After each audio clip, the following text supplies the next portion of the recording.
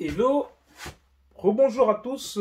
Cette fois-ci, on va passer par un autre type d'exercice parce que je ne vais pas faire, on va dire un nombre infini non plus d'exercices, mais je trouve deux exercices qui sont plutôt intéressants. Et donc, je viens de les voir là et donc je voulais qu'on les fasse pour qu'on puisse juste avoir une idée. Bon, on va réfléchir ensemble. Exercice. Voilà, en quoi cet exercice dit?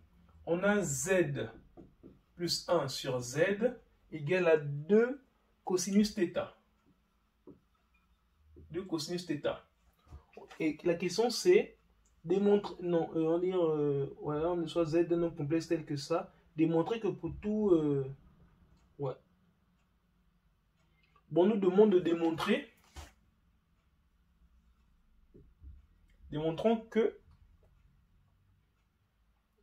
tout entier naturel, oui, n, en fait, on nous démontrer que quel que soit n, appartenant à n, virgule, on a z puissance n plus 1 sur z puissance n égale à 2 cosinus n θ. Bon, ça a l'air simple.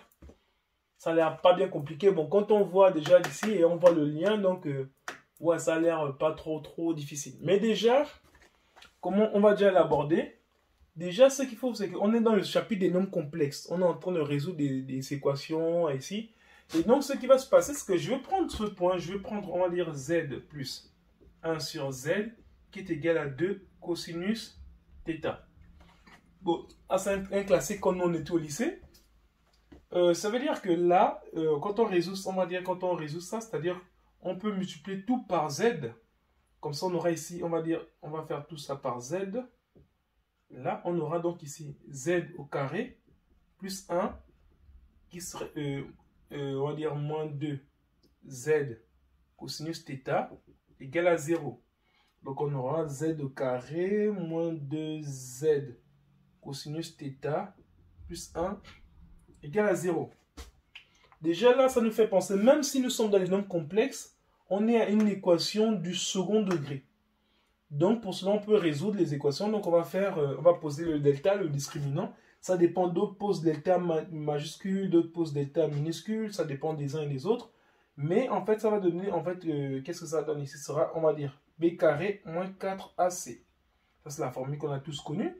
Et b carré, donc b dans cette équation, ça veut dire, b, c'est, faites attention, on est bien sur z. Donc, b, c'est 2 fois cosinus θ.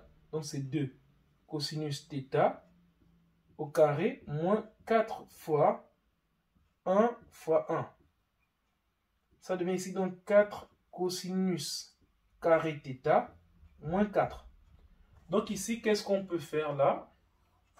On peut déjà, on va dire, factoriser par 4.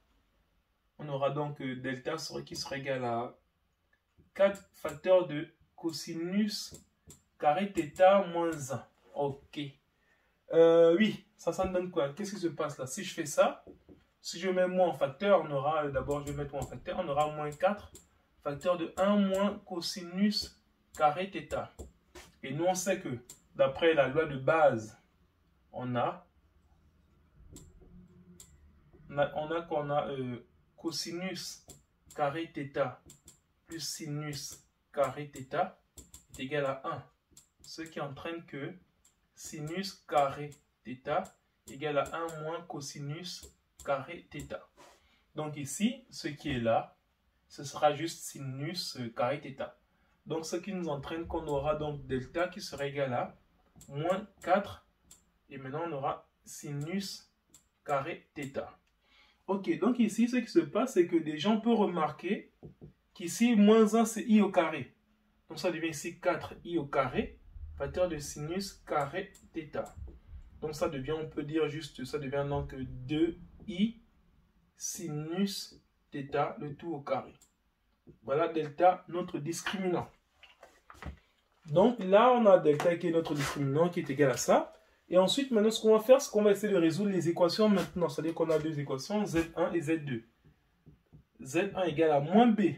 B, on a dit que c'était moins 2 cosinus θ. Donc ça devient 2 cosinus θ. Donc moins b, c'est 2 cosinus θ. Moins b, moins racine de delta. Donc moins 2i sinus θ sur 2A sur 2. Donc on obtient ça. Et en fait, l'autre, on a Z2 juste, qui serait égal à 2 cosinus θ plus 2i sinus θ sur 2. Bah, ça tombe bien, ça donne bien ici. Donc juste cosinus θ moins i sinus θ. Ça c'est Z1. Et Z2 qui serait égal à cosinus θ plus i sinus θ. Déjà là on peut remarquer que Z1 serait égal à quoi? Là ça donne, on va dire, exponentielle de moins i θ. Et Z2 serait égal à exponentielle de i θ. Bon, déjà on a ça. Donc je vais effacer le reste. Si vous voulez voir la façon, on peut mettre pause aussi. Donc bon, j'espère que j'efface pas en trop. Voilà, donc Z, bon, je vais garder les Z. Les Z, on va dire, bon, je vais remettre ça ici quelque part là. On a dit, bon, Z1 sera égal à exponentielle de moins i θ et Z2 sera égal à exponentielle de i θ. Ok. Donc le reste, je peux effacer. Maintenant, dans l'exercice, qu'est-ce qu'on nous a demandé? On nous a demandé de démontrer que pour tout n, donc on a dit z puissance n, voilà. C'est-à-dire z puissance n plus 1 sur z puissance n égale à 2, cosinus θ. Donc ici, ce que je fais, c'est que comme on a Z1 et Z2, donc si je prends, donc là on a Z1 et Z2 pour tout θ. Bon, pour tout n aussi. Donc si je remplace ici, si on a dit que z puissance n plus 1 sur z puissance n égale à 2 cosinus nθ, c'est ce qu'on veut montrer. Si je prends maintenant, on va dire là, si je prends Z1, on aura donc ici, puisque Z1 et Z2 sont solutions de ça, ça veut dire que si on veut démontrer ça, il faudrait que Z1 et Z2 soient aussi solutions de cette équation-là. Donc on peut avoir Z1 puissance n plus 1 sur Z1 puissance n est égal à 2 cosinus θ. On va voir, si c'est égal à 2 cosinus nθ, on va voir. Bon, donc ce qu'on peut faire, c'est que déjà on a ça. On a d'abord ça, donc ce que je vais faire, c'est que je vais enlever ça pour voir ce que ça nous donne. Et ici maintenant, on a dit Z1 c'est exponentielle de moins i θ, donc ça devient ici exponentielle de moins i θ puissance n. Ici plus 1 sur exponentielle de moins i θ puissance n. À quoi c'est égal? C'est égal à quoi? Ce sera égal à exponentielle de moins i θ puissance n plus exponentielle de i θ puissance n. Bon, pour faire simple, pour que les gens ne s'embrouillent pas dans ce que je dis, ce que je vais faire, c'est juste, je vais déjà commencer à remplacer pour que personne... Voilà, donc ce qu'on va faire, c'est que là, on aura ici, ce sera exponentielle de moins i nθ plus 1 sur exponentielle de moins i nθ. Donc, ça sera égal à exponentielle de moins i nθ plus exponentielle de i nθ. Donc, ça, je ne sais pas si vous le savez, parce que on va dire cosinus alpha égale à exponentielle de i alpha plus exponentielle de moins i alpha sur 2. Donc ici, ce qui se passe, c'est qu'on aura, on va dire là, ce qui se passe, c'est que quand on revient à notre exercice, cet exercice, on avait, bon, je vais essayer de continuer là. Dans notre exercice, on avait quoi? On avait exponentielle de moins i nθ plus exponentielle de i nθ. Ça devient donc ici exponentielle de i nθ plus exponentielle de moins i nθ. J'ai juste inversé les deux. Et donc là, maintenant, qu'est-ce que ça nous donne? Ça nous donne juste 2 facteurs de exponentielle de i nθ plus exponentielle de moins i nθ sur 2. Et ça, c'est le cosinus de l'angle alpha. Donc ça devient ici 2 cosinus de nθ. Donc on a bien on a bien Z1 puissance n plus 1 sur Zn. Voilà, ça donne bien 2 cosinus n θ. Et là, maintenant, si vous voulez essayer vous-même, vous pouvez essayer avec Z2. Vous allez voir que ça donne la même chose parce que là, c'est juste moins Iθ et là, c'est Iθ. Et donc, si on inverse, ça va revenir au même. Mais vous pourrez tester chez vous, ce sera un bon exercice, de tester que Z2 puissance n plus 1 sur Z2 puissance n est égal toujours à 2 cosinus nθ.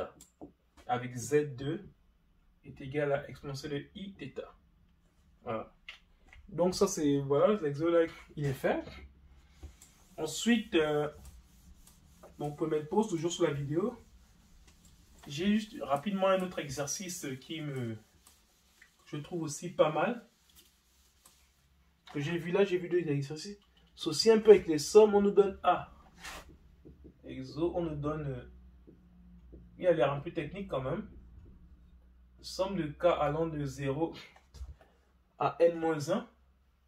Donc on peut retenir déjà qu'il y a n terme de cosinus kx. Ok, kx. Après b. Et b égale la somme de k allant de 0 à n-1 de sinus kx. Donc, qu'est-ce qu'on nous demande dans l'exercice? On nous demande d'écrire et calculer a plus ib. On va dire de calculer a plus ib. Bon, facile. On sait que a, c'est somme de k allant de 0 à n-1 de cosinus kx plus i, somme de k allant de 0 à n-1 de sinus kx. Et là, on peut voir ce qui se passe. C'est que comme c'est la même somme, on peut tout regrouper. Ça devient somme de k allant de 0 à n-1 de cosinus kx plus i sinus kx. Et ça, qu'est-ce que ça donne? D'après la formule de Moivre, ça devient exponentielle de i kx. Bon, je ne sais pas si on demande de calculer. Bon, après, on peut toujours calculer. Ah oui, ils ont demandé calculer et écrire sous forme exponentielle. Ok, d'accord, ouais. Après, on dit de déduire la valeur de a et b. Ok, bon, donc on demande de calculer ici. Si on demande de calculer, ça veut dire ça devient comme une somme tout à l'heure, comme les sommes, on va dire dans les suites arithmétiques et suites géométriques, mais ça ressemble plus à une somme de suites géométriques, donc ça devient 1 moins exponentielle de i. On va dire ix puissance nombre de termes, donc ce sera n termes, sur 1 moins, on va dire, voilà, c'est ça, donc on va dire c'est 1 moins exponentielle ix. Ok. Là, maintenant, qu'est-ce qui se passe? On aura donc, on va dire 1 moins exponentielle de i nx sur 1 moins exponentielle de ix. Ok. Là, maintenant, on arrive à un truc. Bon, ça, quand je vois ça, c'est un classique. Même en prépa aussi, ça se voit. Ça vient beaucoup, même pour ceux qui feront la prépa avec des sommes comme ça. Généralement, on met en dehors, on va dire le terme qui est, on divise ça par 2. C'est-à-dire parce qu'on veut revenir à la forme qu'on avait sinus ou cosinus. Parce que il y a la formule qui dit ça, comme je vous l'ai dit tout à l'heure, cosinus de alpha, c'est égal à exponentielle de i alpha plus exponentielle de moins i alpha sur 2. Mais par contre, sinus alpha, c'est égal à exponentielle de i alpha moins exponentielle de moins i alpha sur 2i. Ah, c'est les deux choses qu'il faut savoir. Et donc, pour ça, en fait, il faudrait juste voir sous quelle forme on pourra être. Donc, déjà, là, ce qu'on va faire, c'est qu'on va commencer par mettre... généralement, ce qu'on fait, c'est qu'on divise la chose par 2. Donc, ici, on va mettre exponentielle de in x sur 2 en facteur. Donc, ici, il va rester exponentielle de moins i n x sur 2 moins exponentielle de i n x sur 2. Donc, on obtient ça déjà. Ensuite, là-bas, en bas, on aura exponentielle de ix sur 2, facteur de exponentielle de moins ix sur 2, moins exponentielle de ix sur 2. Donc, si on veut bien le voir, lorsqu'on développera, ça va donner 0, ça va faire 1. Exponentielle de 0, ça va donner 1. Et là, ça et ça s'additionner, donc on va donner exponentielle ix. Et même chose au numérateur. Et donc là, ce qui va se passer, c'est que on pourra maintenant transformer ça sous la forme exponentielle de inx sur 2. Le tout, on va dire, on va mettre 2i ici, facteur de exponentielle de moins inx sur 2, moins exponentielle de inx sur 2, le tout sur 2i. Ici, maintenant, parce que là, ça fait penser à un sinus. Et donc là, ce sera aussi pareil, même principe. 2i exponentielle de ix sur 2, facteur de exponentielle de moins ix sur 2, moins exponentielle de ix sur 2. Donc là, ici, ce qu'on peut faire déjà, c'est qu'on va déjà commencer par simplifier ça. Et ça, bon, on va dire, oh, j'ai oublié de mettre le 2i en bas. Ok, et donc là, bon, on a fini ça. Ouais, non, c'était la même chose. Bon, je vais continuer ici.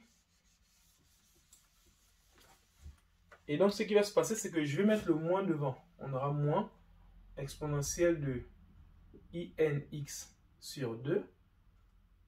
Parce que pourquoi j'ai mis le moins, c'est pour intervertir les deux. Parce que quand on est ici, on a b moins a, c'est égal à moins de parenthèse a moins b. Enfin, si on veut, ça fait ici moins a plus b. Ça devient ici b moins a. Ça revient à ce qui est là. Donc, lorsqu'on veut permuter deux nombres comme ça, il faut mettre un moins devant et on les permute. Donc, c'est le principe que j'ai fait. Donc, j'ai mis juste le moins devant. J'ai fait sortir le moins et je peux permuter les deux.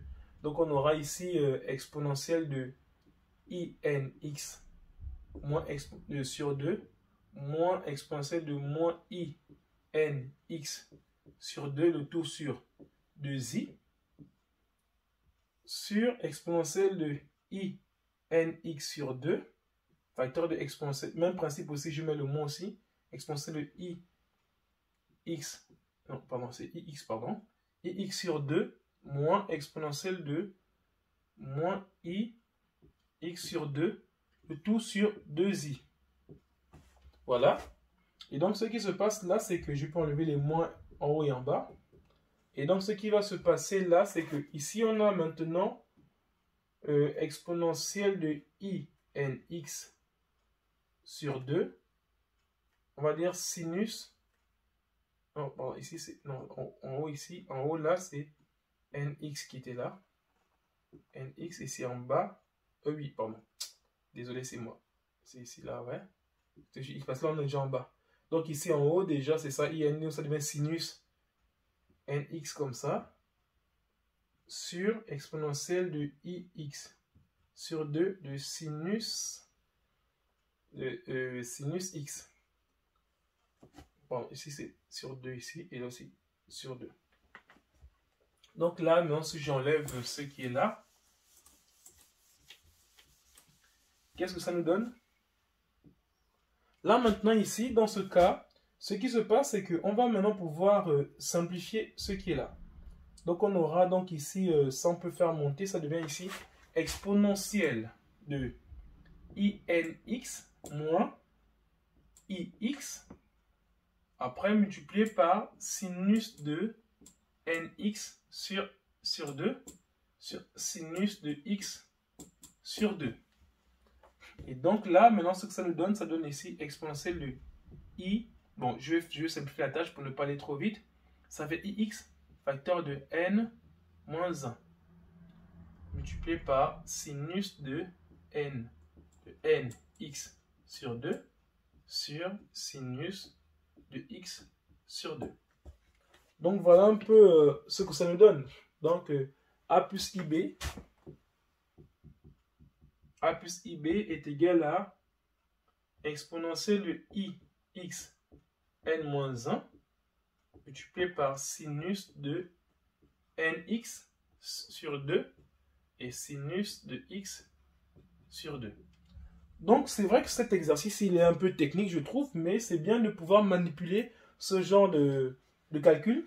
Parce qu'après, on nous demande de déduire A, qui était juste... A, c'est juste la partie réelle. A, c'est la partie réelle. Et B, c'est la partie imaginaire. Donc, la partie qui est complexe. Donc, on va dire la partie imaginaire. Et A, c'est la partie réelle. On nous demande de déduire la valeur de A et la valeur de B. Donc, si on arrive à ce que... On va dire, bon, déjà, je peux passer tout ça. Vous pouvez mettre en pause. Mais je vais quand même noter le résultat final. De A plus IB, je vais noter, ça fait exponentielle de IX n-1 multiplié par sinus de nx sur 2 sur sinus de x sur 2. Et donc là,